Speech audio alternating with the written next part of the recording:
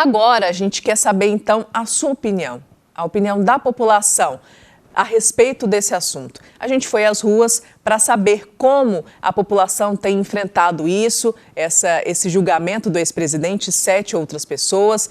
Nas ruas, a gente quer saber a opinião da população e a gente vai ver agora.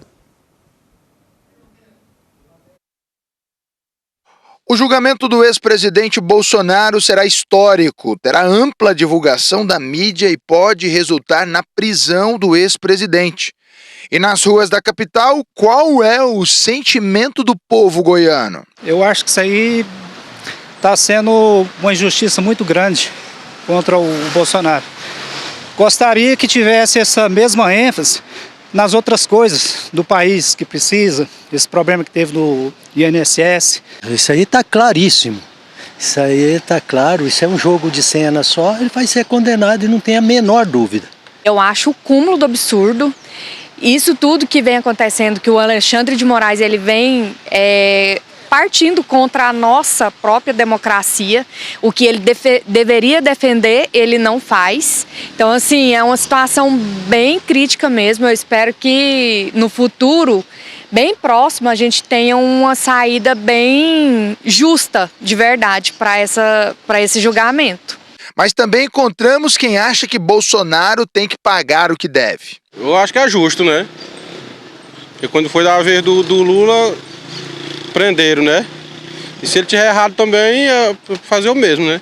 Ele já era para estar na cadeia há muito tempo, porque da época, desde a eleição lá que ele comprou um bocado para tirar a Lula da concorrência. Eu acho que a justiça seja feita, né? Porque se ele cometeu algum erro, ele tem que pagar por os erros que ele fez, né?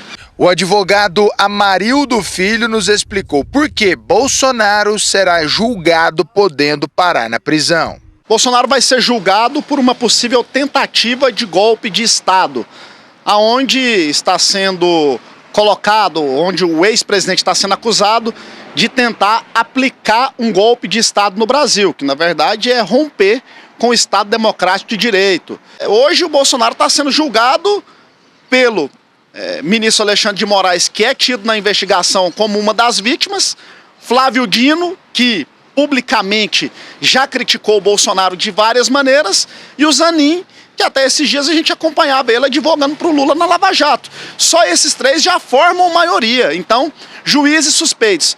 É isso mesmo que você ouviu.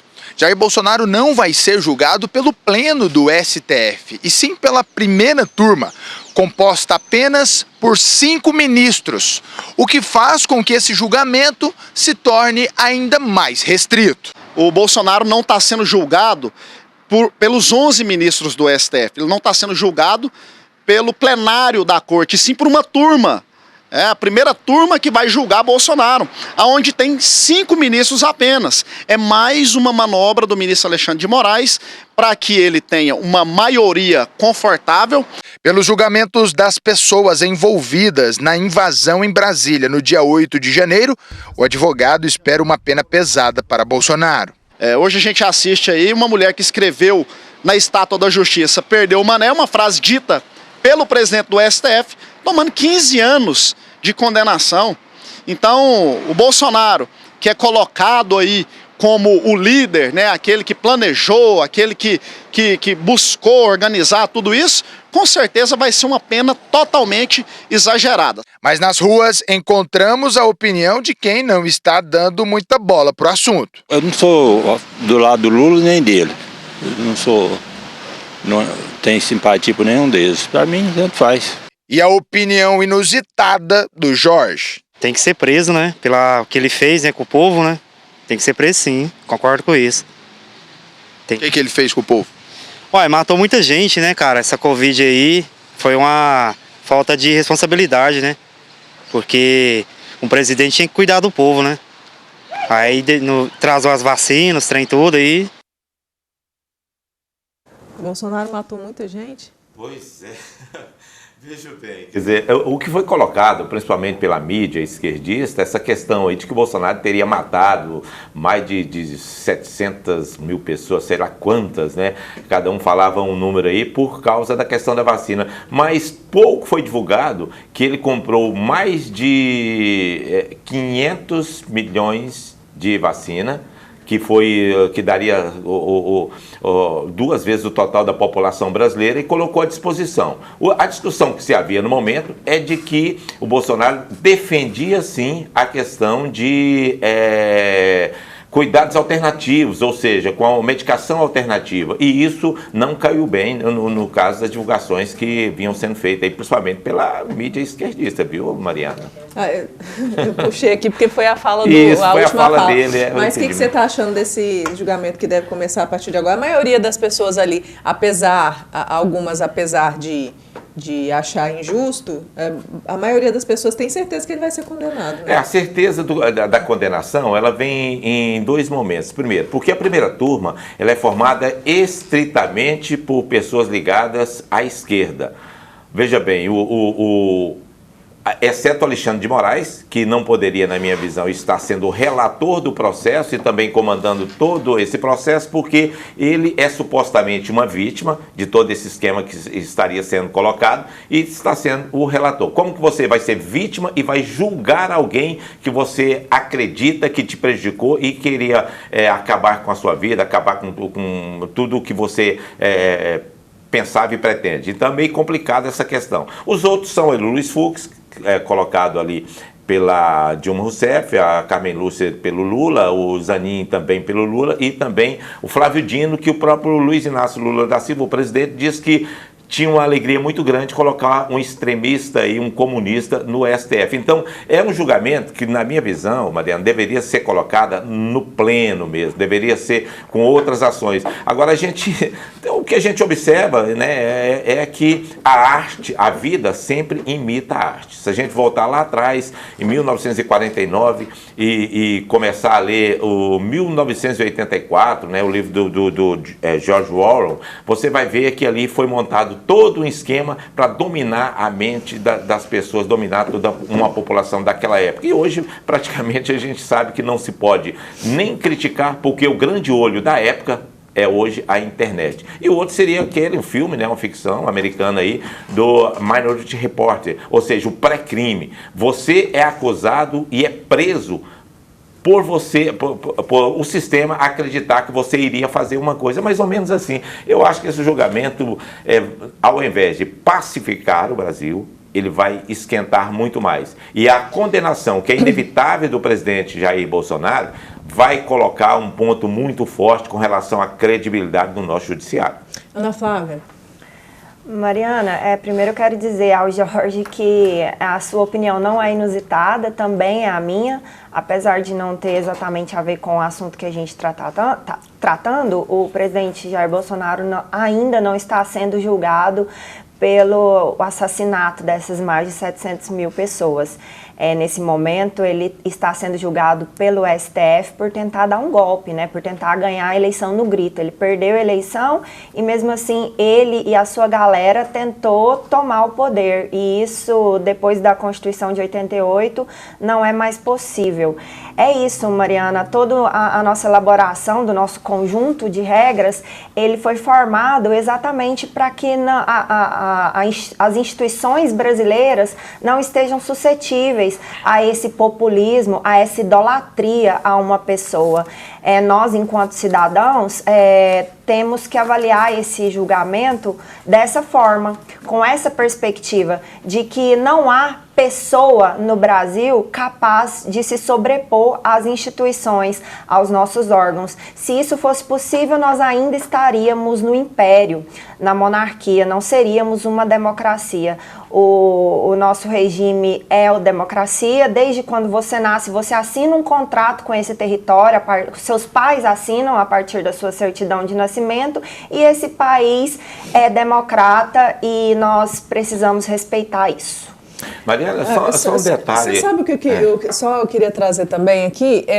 O que existe hoje, por exemplo, de prova que Bolsonaro especificamente tentou dar um golpe de Estado?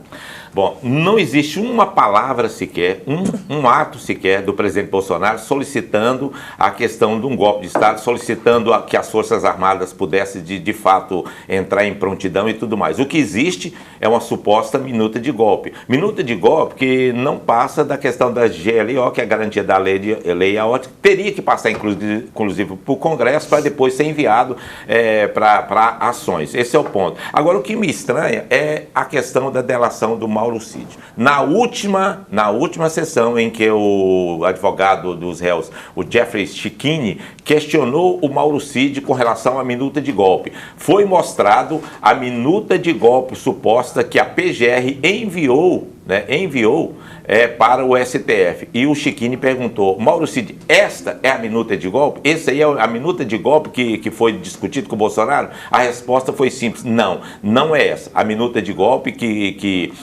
foi apresentado na reunião é a minuta de golpe que não está no processo. Então só isso justificaria para que pudesse rever essa questão dessa delação. A outra questão da delação foi a ameaça feita numa sessão pelo ministro Alexandre de Moraes com relação se você não falar a verdade, seu pai, sua mãe, todos os seus vão continuar sendo investigados. Quer dizer, isso não justificaria. Eu acho muito forte o que aconteceu naquele dia para que essa delação não fosse anulada. Muito difícil mesmo. Mesmo porque, Mariana, veja bem, houve a transição. A partir do dia 1º de dezembro, começou-se a colocar os chefes militares por conta do presidente Lula e tudo mais. Então não justifica falar que houve uma tentativa de golpe armado e apenas uma baderna, na verdade, da população, que alguns acabaram quebrando lá dentro. Quem quebrou realmente tem que ser punido, mas a Débora do Batom não merece 14 anos de cadeia, não. Pois é, que a gente estava até comentando essa questão desproporcional. Eu queria até trazer uma frase aqui que eu achei interessante, a gente estava conversando nos bastidores a respeito disso, que foi uma fala do Barroso em relação... Ele estava no Congresso, não foi isso? E aí a frase dele foi: foi ontem isso, em breve vamos empurrar extremismo para a margem da história. Essa foi uma fala do ministro do Supremo Tribunal Federal, o Roberto Barroso. Acho que não precisa não. Ele disse isso num congresso, falou abertamente essa frase um dia antes de um julgamento como esse começar. Lembrando que também foi o Barroso que, logo após as eleições lá nos Estados Unidos, quando algumas pessoas estavam questionando ele no meio da rua, brasileiros questionando ele no meio da rua, ele virou para um eleitor brasileiro, um brasileiro que estava nos Estados Unidos e disse: perdeu Mané. Então, e eu quero até trazer isso para você, porque você também tem esse equilíbrio de ponderar dos dois lados. Falas como essa, como que você avalia e, principalmente, isso não causa mais acirramento dos dois lados? Mariana, primeiro me permita te corrigir um pouco. O ministro Barroso, ele foi questionado sobre as divergências entre conservadores, liberais e progressistas. Essa foi a pergunta que foi feita para ele. E ele respondeu da seguinte forma: de modo que a única coisa que me preocupa é o extremismo, não as visões diferentes do mundo. E acho que em breve nós vamos empurrar o extremismo para a margem da história. E o que nós vamos ter é uma política em que estão presentes os conservadores, liberais, progressistas, como a vida deve ser. Foi isso que ele afirmou. Esse é o recorte da frase de uma resposta inteira, mas foi o que ele disse. Exatamente. O que ele disse no seu completo reflete uma visão equilibrada das coisas, que numa democracia saudável coexistem conservadores, liberais e progressistas. E é o que eu concordo com ele, eu sempre defendo essa visão, eu não tenho problema nenhum em conviver com valores da direita, pelo contrário, eu até fomento esses valores à medida que eu frequento a Igreja Católica e levanto a bandeira do conservadorismo em várias áreas da minha vida, e eu acredito que a maioria dos cidadãos brasileiros também. E se algum desses valores em determinado momento eleitoral se for preponderante e vencer as eleições na urna de acordo com as regras que foram estabelecidas, pela nossa Constituição, nós vamos obedecer e é o que vale. A verdade só pode ser essa. Então, o que está acontecendo no Brasil nesse momento, nesses últimos anos, é um absurdo tamanho onde quem se diz conservador quer romper com as instituições. Isso é um fato totalmente incoerente por parte ideológica e incongruente. Aí você diz, mas não há provas que houve golpe, houve tentativa de golpe. Eu tive a intenção, eu me reuni, eu pensei em fazer, eu fiz minuta, eu reuni para ver o que podia ser feito, reuni os generais de alta patente durante mais de um mês. Nesse país, todos nós assistimos a população ser conclamada a ir para as ruas e ir para Brasília questionar o resultado da eleição. Mas quem foi que conclamou as pessoas para ir para a rua? Quem conclamou ele? Os apoiadores de um partido. Não, mas eles então, não... Pois mas é justamente, mas quem está sendo julgado é o Bolsonaro. Em que momento o Bolsonaro falou para as pessoas irem para a rua ou para ficar na porta de quartel? Não há como... Ou para invadir as instituições. Não há como você desvincular, nesse caso, a ideologia que você fomenta. Se o ex-presidente Jair Bolsonaro tivesse tido mais responsabilidade com suas falas desde o início, se desde o início ele tivesse se comportado de forma institucional, não usando o seu cargo de presidente da República para fomentar suas ideologias, isso não estaria acontecendo. Mas aí a gente tem que ter, aí é que tá, aí a pessoa fala alguma coisa e eu concordo com você em algumas partes, inclusive, porque muito do que o Bolsonaro falou ao longo dos 4 anos, muita coisa eu não concordava. Agora, a gente falar que ele incitou a população a ir para a rua, já é uma outra conversa que não existiu. Não existiu em nenhum momento uma fala dele falando, a gente precisa protestar, vão para as ruas. Muito pelo contrário. Em alguns momentos, inclusive, ainda ele como presidente, ele falou para as pessoas irem para casa. Para casa. Inclusive, muito Mariana, pelo contrário, foi isso que aconteceu. Veja bem, se fala que a direita, principalmente, é radical com relação a acabar com as instituições brasileiras. Não. A direita, principalmente os grandes defensores da direita, até essa semana eu vi o jurista André Marcília falar sobre isso, está querendo apenas que o STF seja de fato o guardião, né, da Constituição, que trabalha em cima da Constituição. Ninguém está querendo. O que a direita às vezes reclama é do posicionamento de alguns ministros do STF com relação a todas essas ações.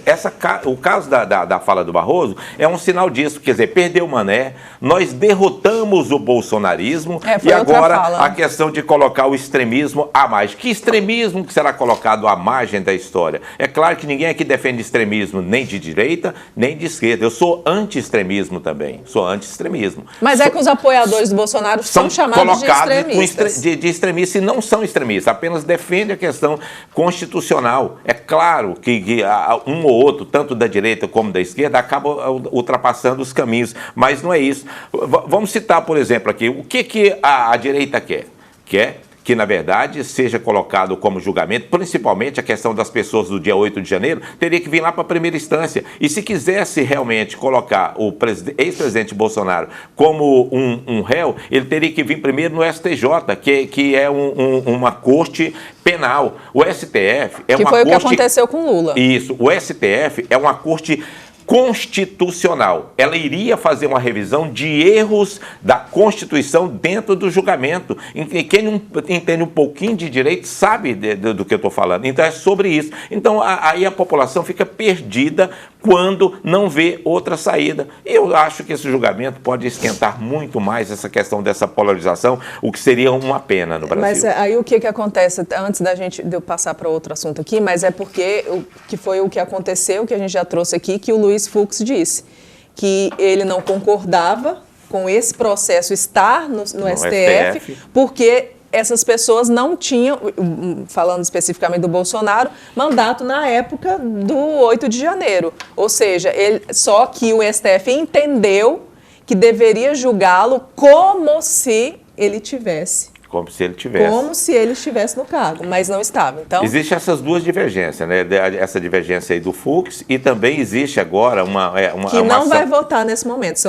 Ele não está... Não vai votar nesse momento. Mas existe uma ação também que foi feita aí pela defesa dos réus da questão do habeas corpus com relação às delações do Mauro Cid. Essa ação aí da defesa caiu na mão do André Mendonça, que pode, inclusive, paralisar talvez esse julgamento. Então está muito, muito complicado. São coisas, né, que vão, ao longo do tempo que vai ser mostrada aí, né, Maria? A gente vai trazer, inclusive, mais sobre isso aqui, daqui a pouquinho a gente fala.